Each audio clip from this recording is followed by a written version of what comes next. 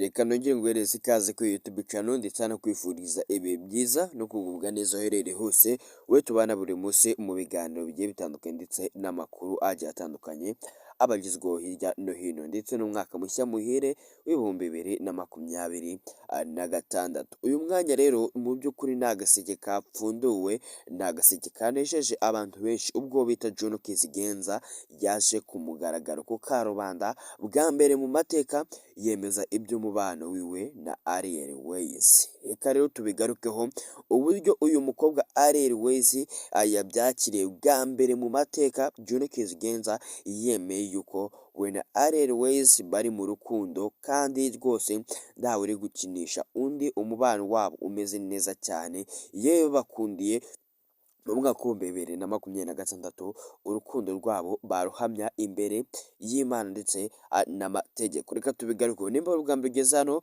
kora subscribe tuzajya tubana buri munsi. Ubundi rero mu bisanzwe umuhanzi Juno Kizigenza ni umuhanzi utajya gupfa kwerura by'umwihariko avuge ku by'umubano wiwe na Ariel Ways, ariko ni ibintu byavuzweho cyane yuko uyu mukobwa Ariel Ways yakundaga Juno Kizigenza byo gupfa.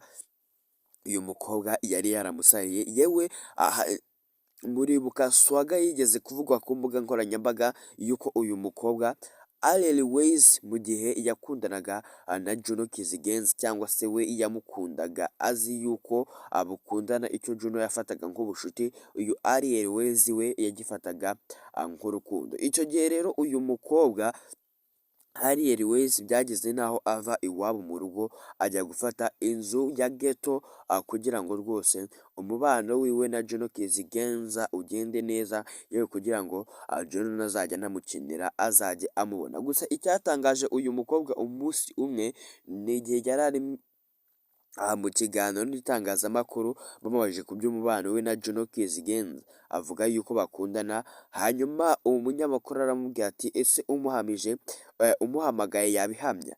Uyu mukobwa Ariel Ways niko kwiyumvamo ibyizere by'uko Juno atamwihakana.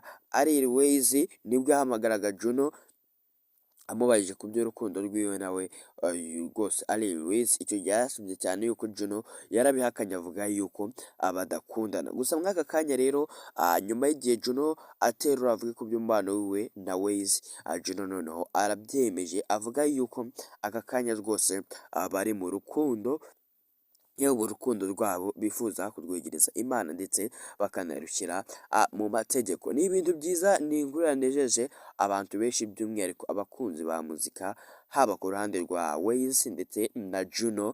Rwose aba bose byabanejeje. Ni abahanzi bakunze gushyira hamwe mu bihe bigiye bitandukanye bagakorana uko bwije n'uko bukeye, bakagirana ibihangano bya hato na hatoya, bagahurira ku ma stage agiye atandukanye bakagaragaza yuko bafitanye umubano uhambaye, ariko ntibavuge byeruye ku by'urukundo rwabo bombi. Reka mubwire rero ugira ibihe byiza ndetse ukomeze no kugubwa neza aho uri hose, amahirwe n'imigisha bigusange ndetse ugire n'umwaka mushya muhire.